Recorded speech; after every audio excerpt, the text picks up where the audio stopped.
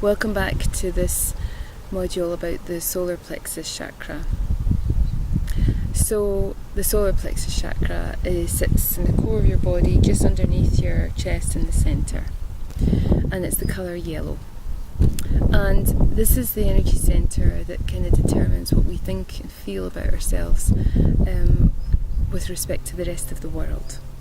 And that at the moment is really determined by the amount of money we have, the car we drive, how attached we are to things, our education, type of job we have.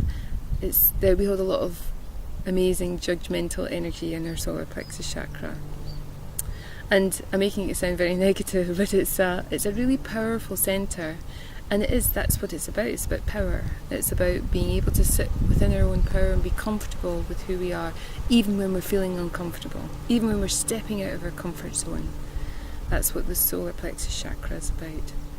Helping us to set boundaries, helping us to feel secure in the sense of when we set boundaries, and allowing us to feel that sense of security and safety so that we can speak our truth. Now, the solar plexus chakra is a challenging one for many adults because we like to be in charge and in control. And I often find in class that people will want to be in charge of the meditation. They want a certain outcome, and there's nothing wrong with setting an intention for your meditation that you teach, but when we want a certain outcome, we're attached to that, so we don't then allow what's happening to just happen, the creativity of the sacrum.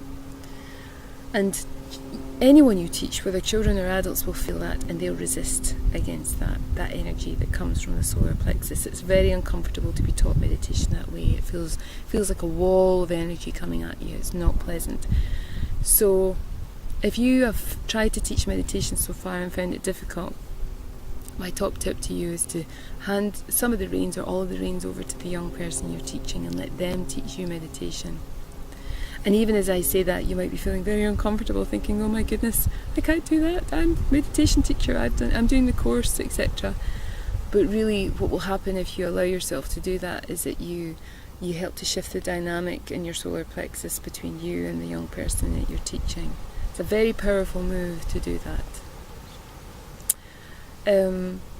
It's the colour yellow, so we can bring in colour like we mentioned before, and there's some certain crystals that are very good for the solar plexus chakra, which I'll cover later. But a lot of breath work is really helpful for balancing the solar plexus chakra. So the breath work can be just focusing the breath in that part of the body, counting the breath, using different techniques to engage with the breath, and there is a whole part dedicated to the breath in this course, so I'll let you go through that and see how the different techniques might work. But it really helps with balancing the solar plexus chakra. When we get stressed, our adrenal glands that are in the fight, flight or freeze here in the solar plexus, when we get stressed, often we'll hold our breath, and it's the worst thing we can do when we feel stressed because it's just going to make us feel even more stressed. So we'll spiral into the acute stress response if we do that, but it's a natural thing that we do sometimes.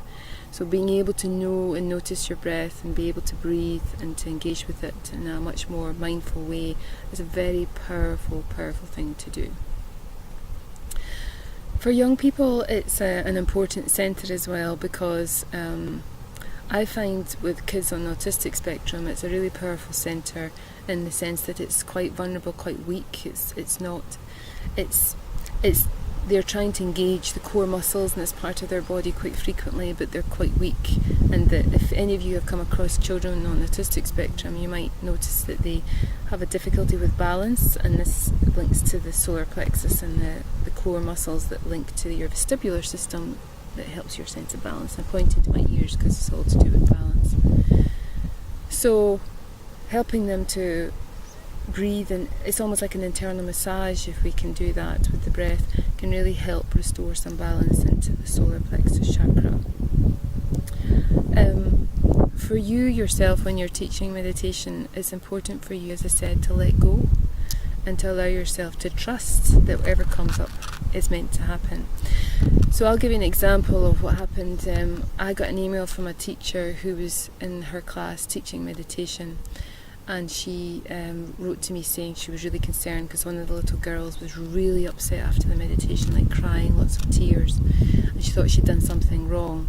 As soon as you get into the right or wrong when you're teaching meditation, you're in the solar plexus, I can assure you. So the first question I asked her was, anything going on in this little girl's life? I think she was 7 or 8 years old. And the teacher wrote back saying, yeah, her mum is in prison in Burma. And what's interesting from learning that is that when we sit in meditation, it gives us a chance to process the things that we've been keeping inside and not being able to process. And when we cry, 80% of our tears contain cortisol, and cortisol is one of the key stress hormones that comes into play when we're under long-term stress. So this little girl had been taken into meditation, been given an opportunity to feel, and the stress had come out through her tears, and it was the most natural thing to happen. And of course her teacher thought she'd done something wrong. So that was because she was attached. Had she been able to trust the process at the time, she would have been more, I suppose, in the heart, more mindful and curious about it, and she wouldn't have necessarily reacted that way. She would have perhaps reflected on it, and knowing this now as well from me, she's able to experience it and see that, wow, that's a really clever way of that little girl's body coming back into balance. So very interesting, the way that our solar plexus wants to be right. And this is something you're going to come up against for you personally, because you're an adult, over and over again when you're teaching meditation. Fortunately, we have some great skills and tools I'll teach you in the later part of the course to help you overcome the fears, because we hold lots of lovely fears in the solar plexus, and any kind of limiting thoughts and beliefs that we have as well about ourselves, because we hold a lot of mental energy in the solar plexus. So just being aware of the energy of this. Think about your own solar plexus. You know, what's your solar plexus like? Does it hold a lot of energy? Does it feel quite tight?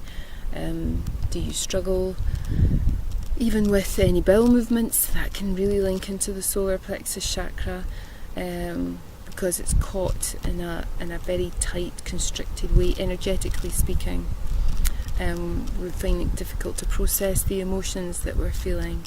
That's very much tied into the solar plexus.